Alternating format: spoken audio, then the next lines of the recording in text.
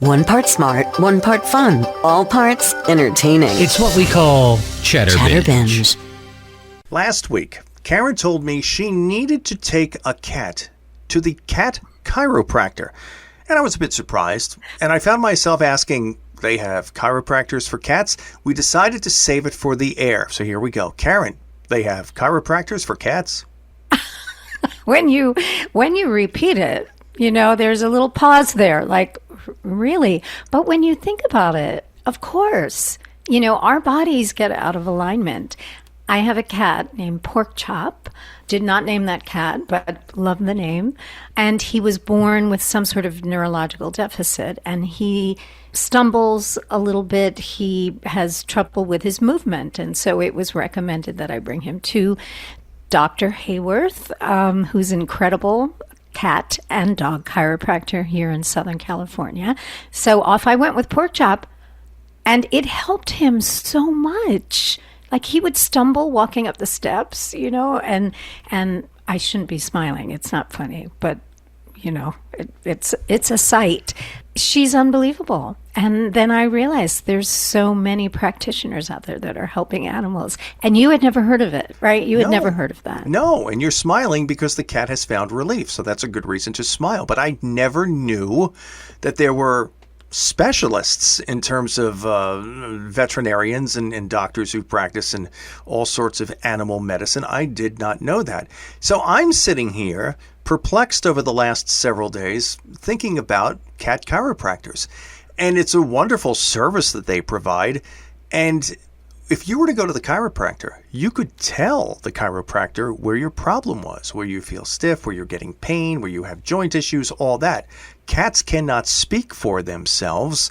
So I would imagine the x-rays are the only way to learn what needs to be performed on the cat. It's a very difficult task for the cat chiropractor. Dr. Hayworth, is that the name that you mentioned? Yes, all right, there you go. In my case, yes. All right, and this, because Dr. Hayworth is not the only cat chiropractor in the world, I would think not, no. So it's difficult for Dr. Hayworth to ascertain what needs to be done because you don't have that verbal communication. You make a very interesting point, but she has never taken x-rays. So it's really fascinating to watch her. She can feel it. So we go in there. Pork Chop's not the happiest guy in the world when he's there, but, he's a big floppy cat, and he's positioned, and I have to hold his little head in place. And she literally starts feeling down his spine. And I don't know why I'm laughing. I guess there is something comical about it a little bit. But she will literally adjust him. And, you can see the motion of her doing it, much like on a human being. She does not crack his neck like some chiropractors might do on human beings.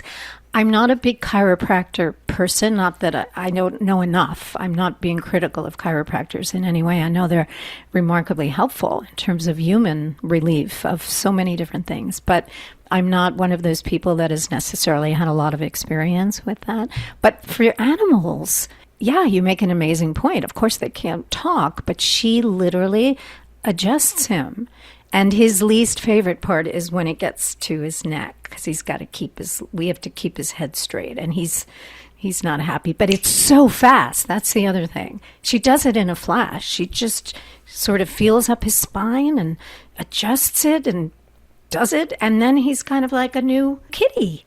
Wow. See, that was my next question. Wow. How long is the process? Because I would imagine it's got to be difficult to keep Pork Chop calm and in place so she could do that. You said that Pork Chop is good until she gets up to about his neck and above. So for you, keeping Pork Chop copacetic during this, what do you do?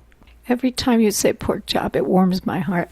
Well, my trick is, first of all, I'm just petting him and scrunching him all over his little face. And then I blow in his face, which is going to sound completely strange. Now but I'm going to laugh. It's a little trick of the trade because, of their trade, or I've learned over the years because I'm so passionate about the animals and have worked so much primarily with cats that if you blow in their face, first of all, it takes them by surprise. try this at home, everybody, and see if it works the next time you're at the vet. And it just distracts them for a minute. And she's working so quickly that before you know it, the whole process takes, I want to say, under 2 minutes. It's fast. I don't have any other experience other than with her, but I think she's amazing. And I'm hopeful that we could have her as a guest, maybe, and she could certainly shed way more light on this than I can.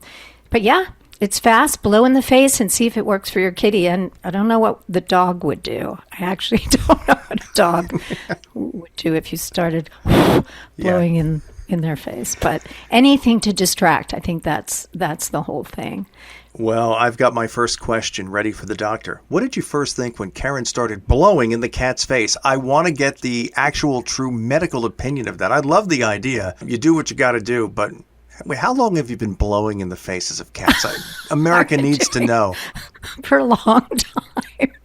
I do it sometimes, when you're clipping nails. Ooh, that's a whole other topic. I hope our listeners are animal lovers and specifically cat lovers, because otherwise this is all going to sound somewhat strange. But cats, they dislike getting their nails cut, for example. So at times I've tried that technique. It only works for a split second. A much better choice would be a treat. They have a thing called churro or something like that, which is in a plastic little, oh my God, it almost looks like, remember the old freeze pops when we were kids? That's almost what this sort of looks like. It's a creamy cat treat, like almost a cat food, and they start licking it at the top. You rip off the top, and anyway, anything to distract them is the point, because cats are so unusually finicky. I think there's so many things they don't like. So you've never had a cat, have you? Have you? Yes. I had a cat. Well, I had a cat growing up, Nancy, who passed away in 1975 because Nancy ate a Christmas ball and had all of that linen, that twine, wrapped up around her intestines, and they were not able to save her through emergency surgery. Got a very sad call one day. I still remember 3:30 in the afternoon as I was watching Match Game when I got home from third grade that Nancy had passed away. My parents ended up having a cat named Kitty that I loved and they had for many, many years. And then when I first got married, we had Coco. And we had Coco from 1995 to 2008. I was highly allergic, but I didn't care. When I would get Coco's saliva on me, my entire neck would blow up in a bunch of welts. And after a while, I just got used to it. It turns out that our son was allergic, so we could never have a cat while he was growing up. Now that he is grown up, and when he leaves, you know what? My neck be damned. I think, I'd love to get another cat. Oh, will you let me help you? Yes. Although this cat would be in California, but I have lots of rescue friends on the East Coast. Well, ours was a rescue. We took ours off the street, and we had him for 13 years. We never really knew how old he actually was. What had happened was his previous owner moved, and they just threw him out of the house. Which is horrible when you think about that. And someone I was working with at the time said there's this really beautiful cat that is just roaming the neighborhood after he was thrown out when his family moved away. So we went over there, and it was this beautiful black cat. And at first, my wife didn't want a black cat, but we fell in love with him, and we took him home, and he was the greatest pet for 13 years. And I remember the day that he had to be put down. I felt so sad. I was working an event in Central Park, co-hosting a New York Roadrunners race with Jon Stewart. And I had to run out of there so fast and get home because the cat was in a lot of distress. And fortunately, we had access then to an emergency veterinary hospital 2 towns over. And it was time. And just very, very sad. And Coco was interred in my parents' backyard next to their shed. And when they sold their house in 2020, obviously Coco went with the house because we live in a townhouse. We don't have any land per se.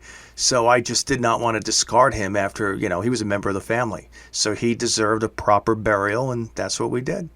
I love that. Yes. Oh my gosh, that's a whole other discussion. The loss of our beloved animals. That just breaks my heart. I have not to be morbid, but I literally have about 20 little cedar boxes of the cremated kitties in my life. But I'm not going to go down that sad road today. No, this is a happy road today because you're blowing in the cats' faces as you're getting them help, and the cat's getting rubbed up. The cat's having a grand old time. So I want to get this cat chiropractor on. So you have to put the wheels in motion because I got tons of questions here. I want to get her professional medical opinion about you blowing in the face of cats. That's the first thing we need to clear up here. So if we can make this happen, we're going to make this happen because America wants to know. I'm Ed Kalegi. And I'm Caryn Richman, and this is Chatterbinge. Okay, I'm ready to go. Remember when Marconi invented radio? Well, this is really what he had in mind. From Audio One. This is Chatterbinge.